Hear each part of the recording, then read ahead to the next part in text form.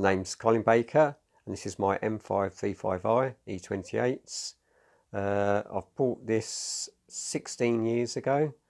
The intention of totally renovating it all, and then changed my mind and decided to totally go full style modification on the vehicle.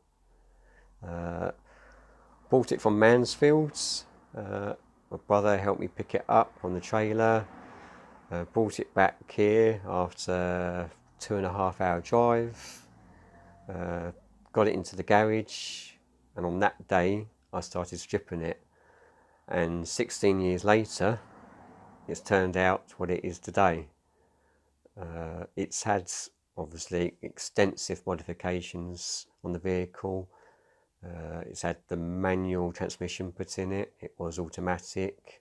It's had 2 engine rebuilds. 1 original engine rebuilds when I first rebuilt it, and then when I turboed it, I had to obviously decompression with all the engines, so forged pistons, forged con rods, MSL gaskets, ARP bolts, etc. MS2 ECU it's running. It's running about 500 brake horsepower bar of boosts. I don't really use the power as often as I should. A lot of people tell me that I still drive like an old woman. But my intentions are obviously to start using it a bit more and using a bit more power on the car, because it's not doing it any good just obviously driving back and forth to the shops in it. The main reasons I've gone to my old style BMWs is I've had modern BMWs before, M3 CSL, I've had E90s, E30s, E36, I've had numerous BMWs.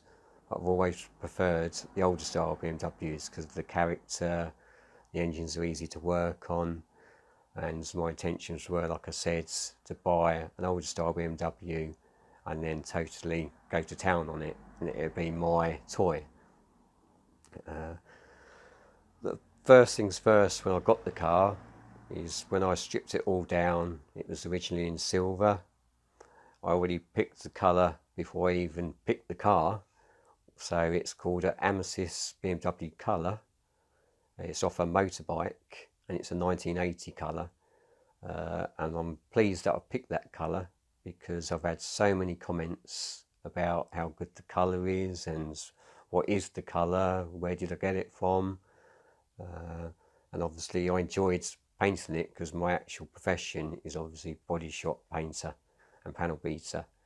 So when I was painting it, you know, I knew that this would be the right colour for the vehicle, and it's my own mix as well, so with extra ultraviolet in it. So yeah, it's been a long project. Like I say, 16 years on and off. I didn't really intend to get it to this stage as it is now. I had one issue with this vehicle, which is funny in one way, but at the time it wasn't at the time. It was going to Ultimate Stance 2021. Normally I drive this vehicle everywhere. People always say to me at shows, do you drive it? And I said, yeah, it's driven to shows, even in the rain. It's been to Manchester back in the rain. It's been to 100% tuning, Holland in the rain and back. So everywhere it's driven, it has never ever been on a trailer, only when it's been obviously maps down the runway. This time I thought, oh, it's the last show of the year, I'm going to put it on a low loader.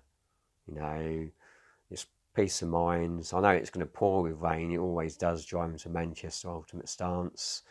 So I had a chance of borrowing a low loader off my company. Unfortunately, that was busy, so the other lad at work, he let me borrow his low loader. So picked it up, parked it up outside. He told me all what to do, how to load it. Loaded the car on, and unfortunately the front of the car fell off the ramps, and it was basically balancing, the front seals were balancing on the actual ramps, and the bumper was actually holding the vehicle up on the low loader.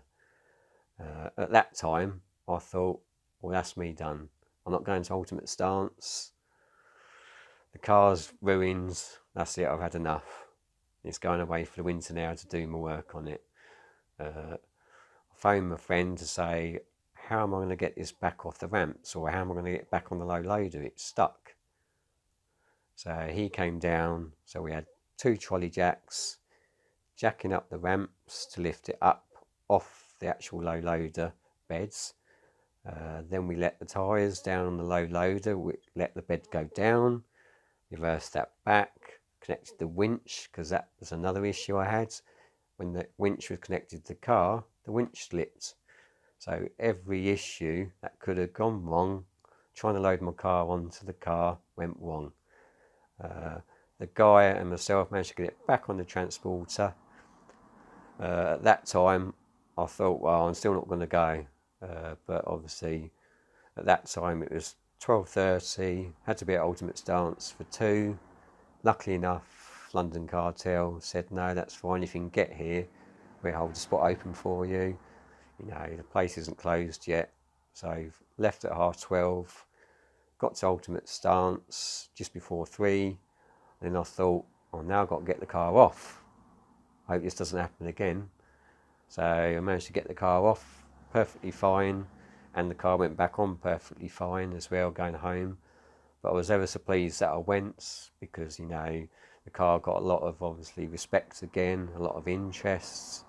It was a great show, obviously seeing new friends and old friends again. So I was really pleased that I just didn't think, no, that's enough's enough. And I was ever so lucky that only caused a little bit of damage to the front bumper. It could have been a lot worse, you know, but luckily enough, it was the end of the year, end of show. And because I'm painting all the front end again, it wasn't much issue. But like I say, at the time, it was like, not the end of my world, but that was it. I've had enough. I've had enough of cars. I've had enough of show cars. That's it. It's going in the garage.